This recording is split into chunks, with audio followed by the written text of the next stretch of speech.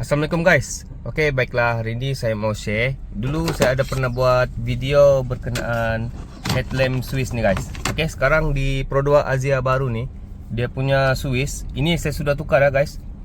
Yang asal Swiss dia macam ni guys. Macam ni. Okey, apa perbezaan antara dua Swiss ni? Kamu boleh tengok Yang ni lampu headlamp ataupun lampu kecil, dia semuanya dia buat auto. Dia tiada switch off. Okey. Kalau yang switch yang saya baru tukar ni guys, dia ada switch off di sini. Nampak? Yang tu switch off. Okey, di sini dia punya perbandingan Okey, kalau boleh nampak di sini. Ini yang switch yang saya tukar. Dia ada switch off di sini. Okey. Ini auto. Okey, ini on lampu kecil, yang ni headlight. Yang ni asal Pro 2, asal Asia punya. Dia kurang satu switch off di sini. Jadi kalau tidak tukar switch ni guys, kereta korang dia akan automatic. Dia secara automatic dia tidak boleh off. Kenapa? Okey, kereta ni guys, dia punya headlamp dia ada sensor. Okey, boleh nampak ada lens, cover lens di situ. Okey, yang ni itu ialah dia punya sensor lampu lah. Dia akan detect apabila keadaan gelap ataupun waktu malam, dia akan automatic on. Automatic on kamu punya lampu. Jadi yang isu dia, mungkin ada kebanyakan orang dia tidak suka guna function yang automatic ni. Kenapa? Contohlah, ramailah yang letak tinted gelap. Okey, bila kita letak tinted kita gelap ni guys, sensor ni dia akan jadi lebih sensitif.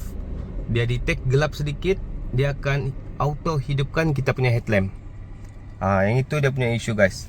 Sebab bila dia sudah malam ataupun dia sudah gelap, dia di sini dia tiada button off. Dia akan jadi automatic sahaja. Jadi belum lagi gelap, masih petang-petang, lampu dia terus hidup. Lampu dia automatic hidup. Itu dia punya salah satu yang ada orang tidak selesa lah. Okay, tapi sebenarnya function auto ni sebenarnya bagus. Kadang-kadang kita lupa untuk hidupkan lampu. Itulah function dia guys. Ini dia punya kotak guys, Daihatsu. Ini saya order memang model Daihatsu. Tapi ada juga yang cakap ini stick headlamp dari Ativa. Dia sama aja guys, memang samalah. Jadi kenapa orang mau ganti ni? Yang macam saya cakap tadi lah, dia mau function off ni guys. Ada orang dia tidak faham kenapa mau tukar. Sama aja stick ni. Dia beza ini je guys, function off. Ni dia punya alternatif lah. Kita pasang yang ni. Ini juga kelebihan kereta Pro 2. Sebab hampir kebanyakan untuk yang kereta Pro 2 ni, dia sharing parts dengan Daihatsu dan juga Toyota.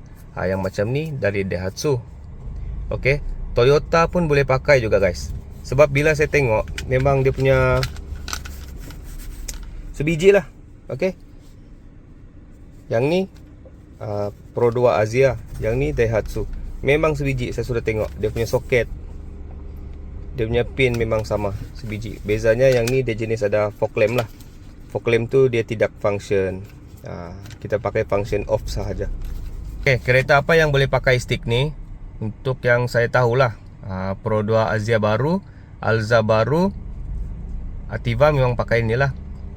Kemudian untuk Toyota Vios, Vios yang baru tu guys, Veloz, apa lagi? Saya rasa mungkin ada lagi lah beberapa. Kalau kamu tahu, kamu boleh listkan lah. Okay, yang boleh pakai sama dia punya Swiss headlamp ni. Okay, next saya akan pasang Swiss ni di Toyota Veloz. Sebab Toyota Veloz pun sama juga guys, dia tiada button off ni. Dia tiada button off. Kenapa saya mau pasang? Sebab kalau bila parking di mall, susah kita mau bagi mati lampu. Orang akan tunggu kita punya kereta di parking. Ni lagi musim banyak kereta ni, memang dia akan tunggu kereta kita di parking. Dah ingat kita mau keluar, jadi dia akan tunggu lama depan kereta kita. Jadi kalau kita guna function ni, kita boleh offkan lampu dan dia ingat tiada orang. Itulah salah satu kelebihan dia, parking di mall dan waktu malam. Sebab tinted saya pun di depan sudah gelap. Okey, itulah tu Veloz tu saya akan pasang nanti. Sama juga PNP. Okey, yang ni last guys, last.